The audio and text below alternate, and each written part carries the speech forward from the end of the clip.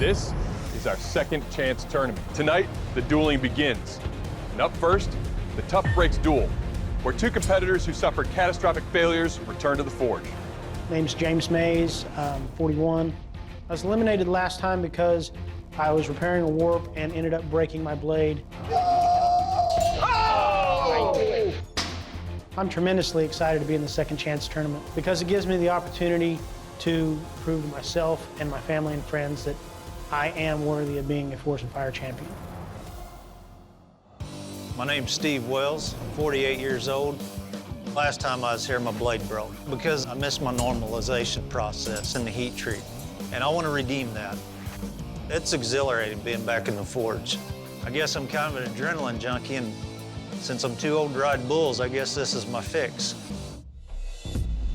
Gentlemen, welcome to the Forge. You guys are here for a chance to redeem yourselves and go for that title of Forged in Fire champion. But just because we're giving you a second chance does not mean we're gonna go easy on you. Because today, we want you to build blades out of these.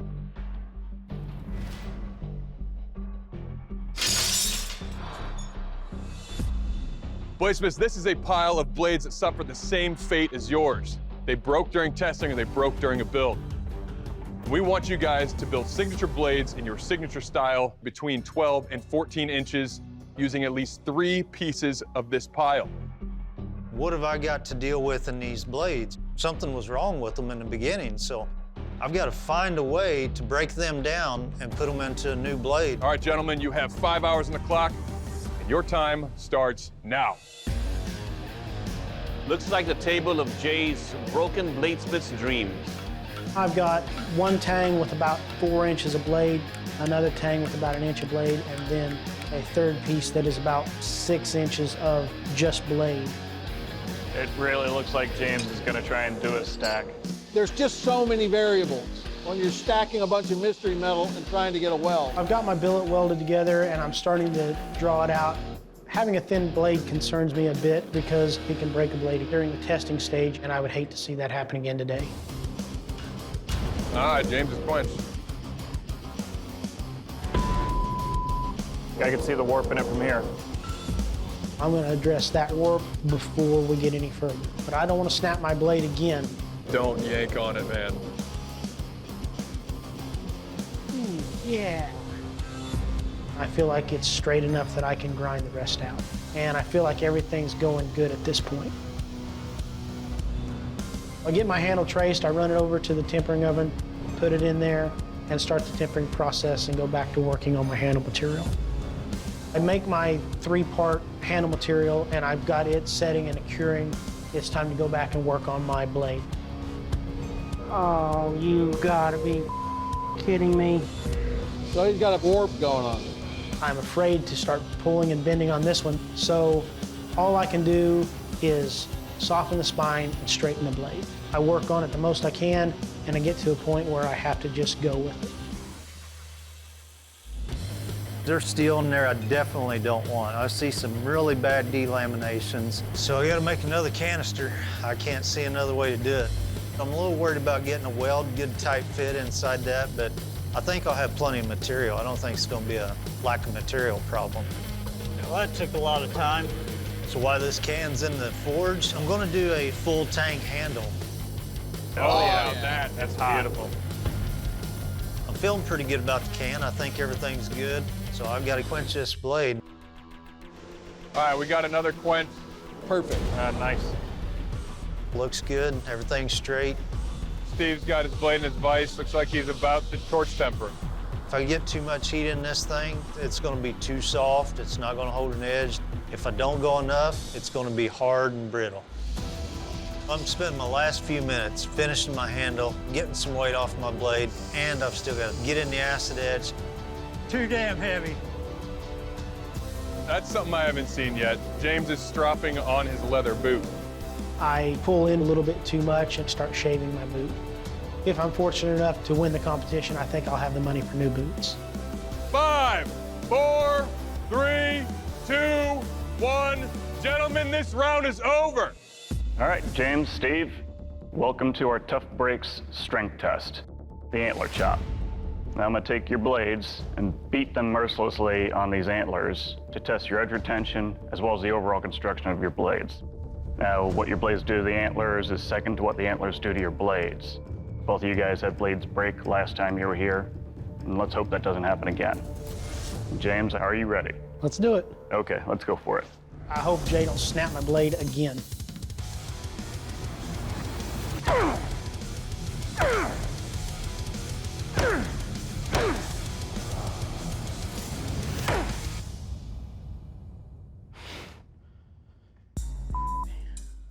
Hey, James, you survived. Good job. You took broken blades and made it into something that can survive an antler chop. Start off with your handle. You do have the contouring there. That helps a lot, but it feels like it tapers down towards the back.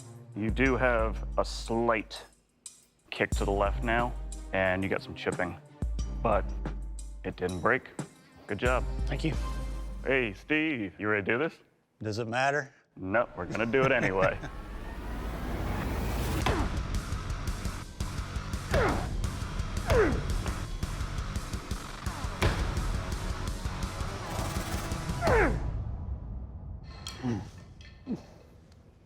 All right, Steve, you survived. Great job. Everything's tight, nothing moved, but you do have a bunch of chipping and rolling right here. Your handle is very blocky. Rounding these corners off would have made it more comfortable. The other thing is there's just a lot of weight on this thing, but everything else is right and tight. Good job. Thank you. All right, bladesmiths, your blades made out of broken blades survived a very brutal test by a judge who's notorious for breaking blades. But we need to find out how sharp your blades are. This is a sharpness test, the pork loin slice. To find out how sharp your weapons are, I'm going to take your weapons and try to cut through these pork loins. James, you're up first. You ready for this? Let's go. All right, let's do this.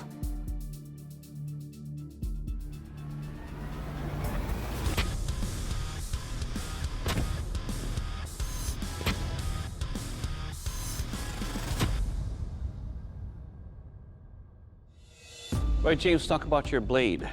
First up, there's a nice balance to it. It's easy to wield. Your handle construction is on the smooth side, but cutting through these pork loins was not hard at all. Your weapon, sir, it will cut. Thank you. All right, Steve, your turn. So you ready? Yes, sir. Let's do this.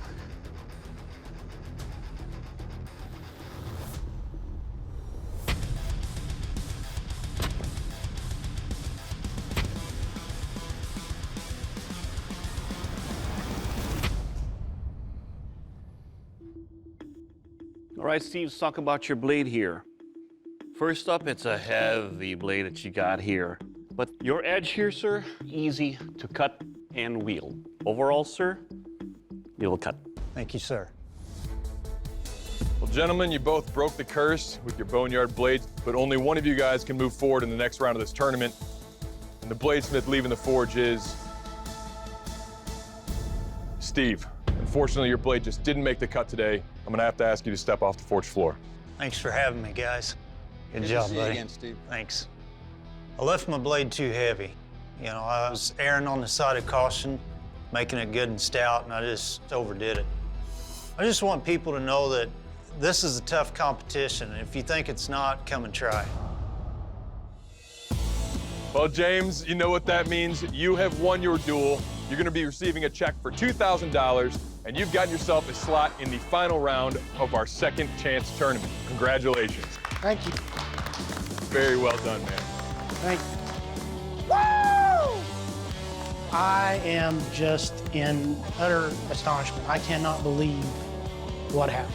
To make it all the way is just unbelievable. Steve was such an awesome competitor. I know that this is not over yet. I know there's 3 other Smiths there that have just as much want and drive and desire to be Forged in Fire champions as me. So I've got a long road ahead of me.